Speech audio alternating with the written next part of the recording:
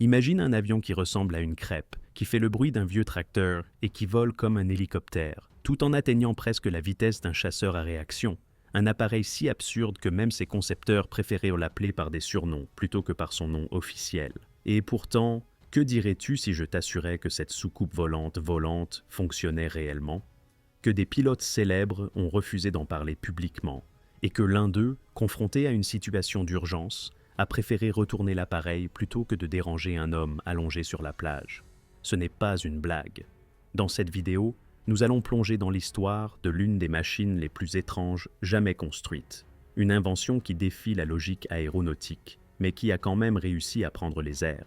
Ce qui n'était au départ qu'un projet marginal imaginé par un ingénieur solitaire a bien failli devenir une arme secrète de la marine. Mais le programme a été brusquement interrompu, les prototypes détruits, et certains disent délibérément. Pourquoi le dernier exemplaire encore en état de voler a-t-il dû atterrir brutalement et se retourner sur lui-même? Qui a osé propulser cette machine en forme de disque à plus de 800 km à l'heure alors qu'elle n'était même pas censée décoller? Et pourquoi ce projet, qui défiait les lois de la gravité avec un certain panache, a-t-il soudain été effacé de l'histoire? Reste jusqu'à la fin, car c'est là que tu découvriras ce qui s'est réellement passé. Et pourquoi cette crêpe volante volait peut-être trop bien pour qu'on la laisse continuer. Dans les années 30, alors que l'aviation mondiale perfectionnait l'aérodynamisme des ailes et affinait les profils des fuselages, un homme aux idées totalement inverses travaillait sur un concept que beaucoup auraient disqualifié de farfelu. Charles Zimmermann, ingénieur chez NACA, l'ancêtre de la NASA, pensait que la clé de la stabilité et de la maniabilité en vol ne résidait pas dans les longues ailes effilées, mais dans un disque plat et large aux extrémités arrondies. Plus étrange encore, pour réduire la traînée, il proposait que les pilotes volent couchés sur le ventre, la tête en avant, comme des nageurs. En 1935, il déposa un brevet qui décrivait un engin volant radicalement différent de tout ce qui existait alors. L'appareil ressemblait à une raie manta mécanique, 3 pilotes allongés, logés dans des nacelles sur un disque elliptique, propulsés par 2 hélices. Tout y était contre-intuitif. Et pourtant, Zimmermann était convaincu que sa conception offrait des avantages réels.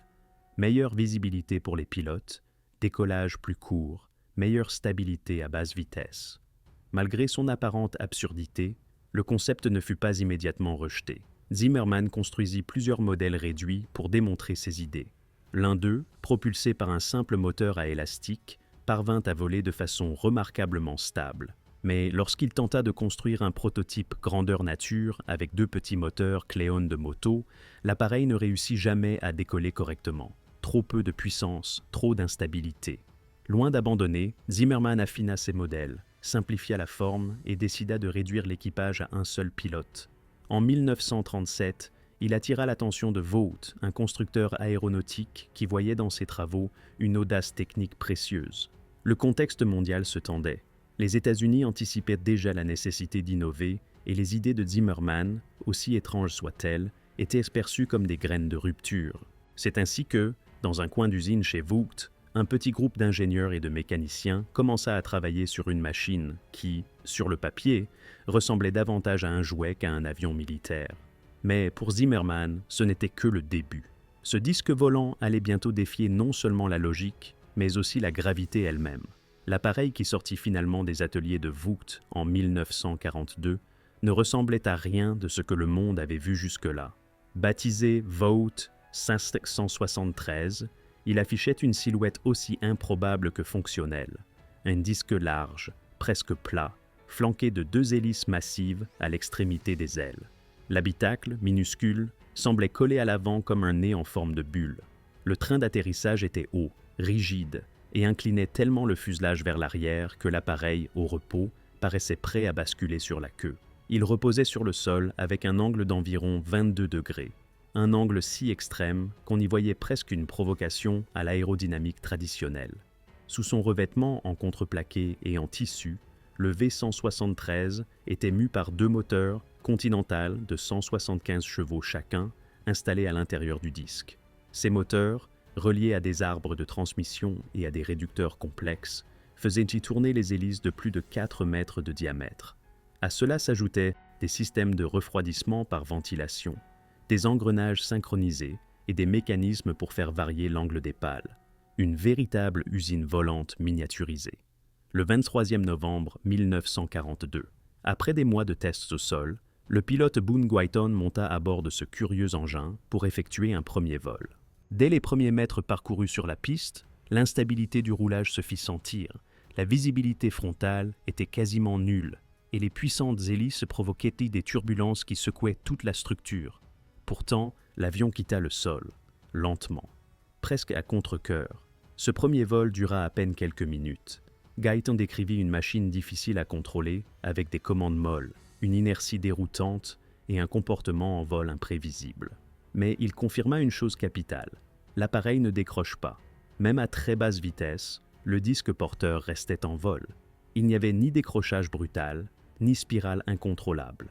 Encouragés par cette découverte, les ingénieurs reprirent les essais. Ils ajoutèrent des surfaces de contrôle entre les dérives arrière, de petits volets stabilisateurs qui se déployaient automatiquement lors des phases de décollage et d'atterrissage. Une solution ingénieuse pour compenser l'absence de queue classique. Petit à petit, le comportement en vol s'améliora. Le V-173 vola ainsi pendant plusieurs années, accumulant les heures de test et fascinant autant qu'il déconcertait ceux qui le voyaient évoluer. Il semblait suspendu entre deux époques, celle des rêves d'ingénieurs et celle des contraintes militaires. Pendant que le V-173 poursuivait ses vols d'essai, l'équipe de Vought planchait déjà sur une version bien plus ambitieuse. Un véritable avion de chasse, conçu pour la guerre, capable de décoller d'un porte-avions et de rivaliser avec les appareils les plus rapides de son époque. Ce projet reçut la désignation officielle XF-5U-1, mais parmi les ingénieurs, il portait des noms plus imagés, Skimmer, Flying Flapjack ou tout simplement le monstre. Le design restait fidèle aux idées de Zimmermann. Un large disque porteur, deux hélices gigantesques montées à l'avant et une cellule intégrée sans empennage horizontal classique. Mais tout, absolument tout, fut amplifié. L'appareil était construit en métal, plus large, plus lourd, plus puissant. Il mesurait plus de 8 mètres de long et ses ailes formaient un ovale massif de presque 10 mètres d'envergure. Pour propulser cette masse, les ingénieurs installèrent deux moteurs, Pratt & Whitney R2000, chacun développant 1300 chevaux. Ces moteurs alimentaient des arbres de transmission reliés à des boîtes de réduction, puis à des hélices tripales de plus de 4,50 mètres de diamètre. Les hélices étaient dites déchargées. Leur design permettait de produire à la fois portance et propulsion, avec un pas variable cyclique pour optimiser les performances. Une technologie si complexe que peu d'ingénieurs de l'époque la comprenaient vraiment. À l'intérieur, la machine ressemblait plus à une centrale électrique qu'à un avion. Deux énormes ventilateurs refroidissaient les moteurs.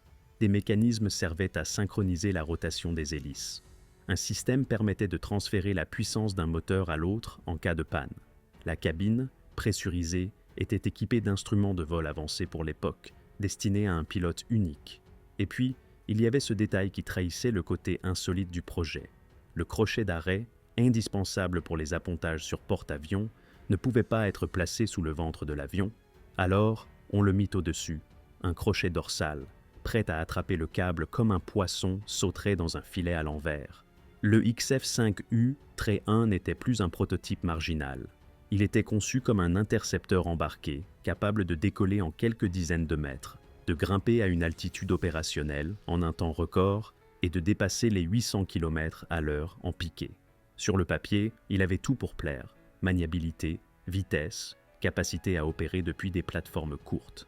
Mais sa forme étrange, sa mécanique complexe et ses exigences techniques le rendaient extrêmement difficile à produire et à entretenir. Et plus le projet avançait, plus il devenait clair qu'il allait devoir convaincre non seulement les ingénieurs, mais aussi les décideurs militaires, ce qui, face à l'arrivée des avions à réaction, allait devenir une autre bataille. Le XF-5U-1 était prêt.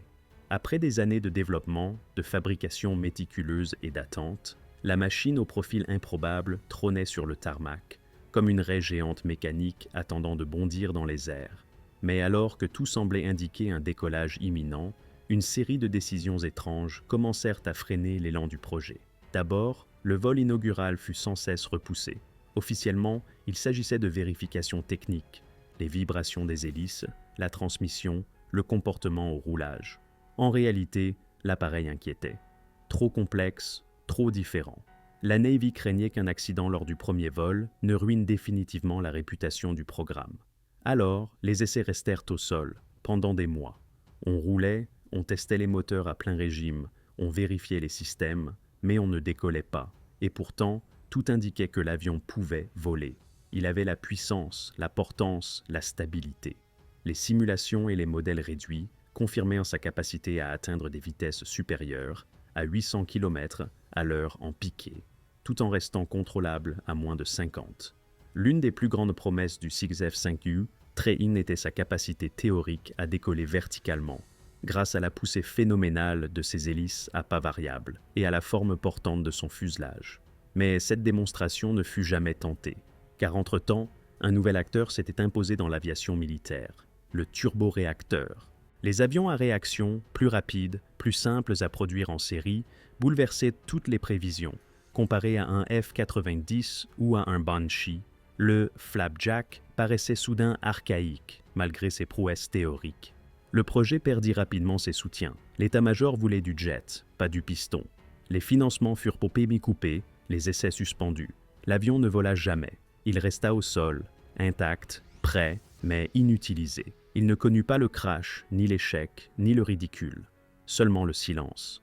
Et quand il devint évident que plus aucun vol n'aurait lieu, la Navy ordonna la destruction du prototype, officiellement pour libérer de la place et éviter les risques d'espionnage industriel.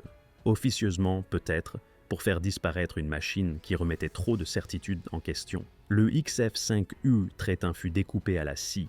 Aucun musée ne le conserva. Il ne reste de lui que quelques plans, des photos floues et un souvenir, celui d'un avion qui aurait pu révolutionner l'aéronavale, mais qui n'eut jamais sa chance. Le V-173, lui, eut une autre destinée. Contrairement à son grand frère détruit avant même de voler, ce petit disque volant continua à faire parler de lui bien après la fin officielle du programme. Car malgré ses allures comiques, malgré son bruit de moulin et ses défauts au roulage, il possédait des qualités de vol tout simplement exceptionnelles. Pendant des années, les pilotes d'essai accumulèrent les heures à son bord. L'un d'eux, Richard Burroughs, raconta que l'appareil refusait littéralement de décrocher. Même à des vitesses ridiculement basses, avec l'angle de nez pointé vers le ciel comme un ascenseur prêt à tomber, l'avion continuait de voler, suspendu dans l'air comme par magie. On pouvait ralentir jusqu'à presque zéro sans perdre le contrôle. Ce comportement fascinant venait de la forme même de l'appareil. Tout le disque contribuait à la portance. Les grandes hélices brassant l'air devant les ailes empêchaient l'écoulement de se détacher. Même dans des situations critiques, c'était comme si l'avion volait à travers sa propre turbulence, en la recyclant pour se maintenir. Charles Lindbergh lui-même, après avoir volé à bord du V-173, déclara que c'était l'un des avions les plus maniables qu'il ait jamais piloté à basse vitesse. Une déclaration étonnante venant d'un homme ayant traversé l'Atlantique en solitaire. Mais tout n'était pas parfait. L'atterrissage en particulier posait problème. À cause de la portance excessive, l'appareil avait tendance à rebondir sur la piste comme une pierre sur l'eau. À chaque contact, il reprenait un peu d'altitude avant de retomber. Les pilotes devaient jouer avec la manette de gaz comme avec un yo-yo géant, tentant de poser la machine avec la douceur d'un chat. Et pourtant, malgré ses défauts, malgré son allure grotesque, le V-173 laissa une impression durable. Il montrait qu'on pouvait repenser entièrement la manière de voler, que les lois de l'aérodynamique pouvaient être contournées, pliées, réinventées. Il devint un objet d'étude, une curiosité respectée. Aujourd'hui, il est exposé au Frontier of Flight Museum à Dallas, suspendu comme un ovni figé dans le temps. Les visiteurs, en le voyant, sourient d'abord, puis ils lisent la plaque, puis ils restent en silence, un peu plus longtemps que prévu, car ce pancake volant avait beau ressembler à une blague volante, il volait, et peut-être même trop bien.